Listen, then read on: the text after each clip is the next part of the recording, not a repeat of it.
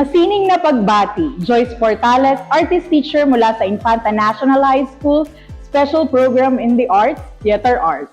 I'm currently teaching grade 9 and grade 10 Theater Arts students. Para sa akin, ang pinakamahirap na linangin sa aking mga estudyante ay ang critical thinking and creativity. Though alam naman natin na artist ng ating mga estudyante ay madalas na pinipili nila kung ano yung mas madali para sa kanila at kung ano ang nakasanayan na. Siyempre, lalo kung sobrang dami na nilang kailangan gawin sa iba't ibang subjects. Kaya as facilitator of learning, it is our job to push them further to think critically and do things creatively. Pero paano? Sa mismong klase, magbigay na tayo ng iba't ibang activities na tutulong para makabuo sila ng output or performance. Aside sa dapat ma-reach natin ang objectives, base sa curriculum at ma-cover ang mga topics, ay dapat rin mahubog natin sa kanila ang pagiging kritikal at malikhain.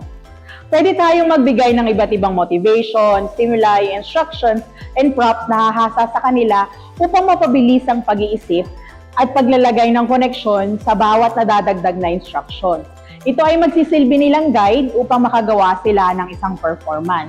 Kung bagaman, i-challenge pa natin sila sa kaya nilang gawin sa klase. Pero syempre, gawin natin itong organisado at step by step para mas madali nilang ma-digest. Halimbawa, sa aking klase, ang ginawa kong pagpaplano, hinati ko ito sa individual, by pair, at group activities. So, sa individual, syempre, ito ay yung simpleng walking na nilagyan natin ng levels. Sinama natin dito yung pagtakbo, pagtalon, and idinagdag natin sa pinakahuli ng individual work ay ang emotion. So kung paano sila makaka-relate sa space, paano dadalhin nila sa space na yon yung iba't ibang emosyon. And sa by pair naman natin, though mukha siyang mabilis dahil nagawa na namin sa iba't ibang klase ang individual activities na ito, gaya ng mirroring. So, gagayahin ni A, si B, at si B naman gagayahin si A. So, kailangan lang babalikan natin yung levels mula sa pinakamabagal hanggang sa pinakamabilis. Lagi nating ibabalik sa basic. Kagaya ng improvisation, na gagalaw sila base sa kung anong gusto nilang igalaw. At ang pinakang idinagdag ko na activity ay ang Colombian hypnosis. So, dito, may nag-act as master and slave. And gagalaw sila base sa kung paano iginagalaw ng master ang kanilang kamay. So, mula doon sa pinakahuling activity na yon ay nagtatry na tayo na incorporate yung group activities. Siyempre, dito sa group activities, nag-level up ulit tayo ng instruction. Pwede tayong magdagdag ng props, and i-level up din natin yung space.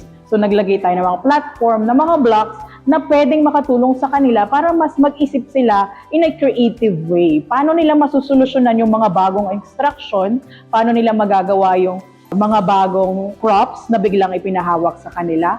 So, at paano sila makikooperate or paano sila magko-collaborate with their group mates na ngayon lang na kumbaga man hindi planado yung group mates, randomly natin silang ginrupo. So, in that situation, so inunti-unti natin sila para makagawa sila ng isang performance. So, hindi siya biglang, grupo kayo, gumawa kayo ng palabas about avant-garde. So, binigyan natin sila ng motivations, binigyan natin sila ng mga techniques na pwede nilang gamitin at gawin para makabuo ng isang performance. By that skill, matututo yung mga bata na hindi pala namin kailangan ng ubusin yung oras namin pagpapractice or hindi pala kailangan na mag-suffer yung iba namin kailangan gawin sa iba't ibang subjects. Pwede pala namin siyang gawin ng mas mabilis, pwede pala natin siyang gawin ng mas creative, at kailangan lang mas critical na isipin yung connection ng bawat activities and bawat techniques.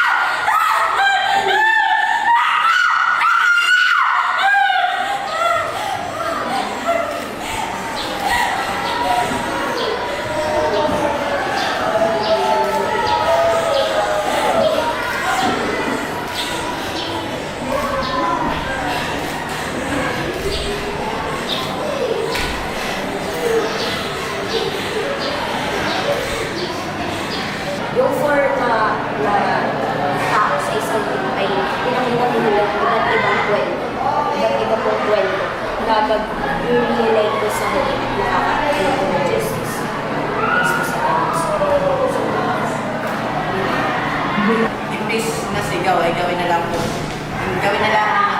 pasigaw pero may sinasabi siya na may tulong ka lang hindi basta sigaw para mas lumino. Doon malinaw naman pero para mas malinaw. Hindi para di kayo. Critical thinking is when we receive information and then pair our skills of analyzing, synthesizing, and evaluating that information with the right attitude and intention, allowing us to make a judgment and take action. Though mahirap at hindi agara ng pagkatuto, ay kahit papaano sa pamamagitan ng theater activities and performances, natuturuan natin ang mga bata on how to think instead of what to think. So ito sana yung isa sa mga skill na tinatarget din natin na makuha ng ating mga estudyante. According to Fashion's research, critical thinking is making sound judgments about the information we take in.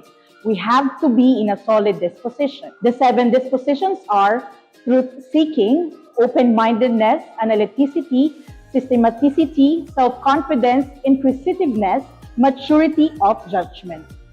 So essentially, for the learners to think critically, they need to be able to take in information bit by bit until they get a more holistic picture of what is true, while being open to ideas that may be different than their own and recognizing their held beliefs and biases. Kagaya na lang ng pagtuturo ng iba't ibang pamamaraan ng pagtatanghal at pag-explore ng mga theme na napapanahon at kinakailangan ng kasalukuyan at ng susunod na henerasyon. Kasi maliban sa self-awareness and self-expression na lagi nating tinuturo sa mga bata, sana nadadala nila ang kanilang mga bagong pyesa upang makatuklas ng mga bagong informasyon at kung paano makakaapekto ito sa kanilang sarili, sa kapwa at sa komunidad. In addition, learners also need collaboration. We are all in unique situations and locations across the globe. Sana ang mundo ng ating mga mag-aaral sa paglikha hindi lamang sa 4 na espasyo ng silid-aralan, kundi magkaroon sila ng mas malawak na perspective sa mundo. So, paano natin ito ma-achieve? To be able to expose to new or different ideas that may challenge our learners, they need to collaborate with others. They need to get new perspectives, learn how to work together, and respect each other.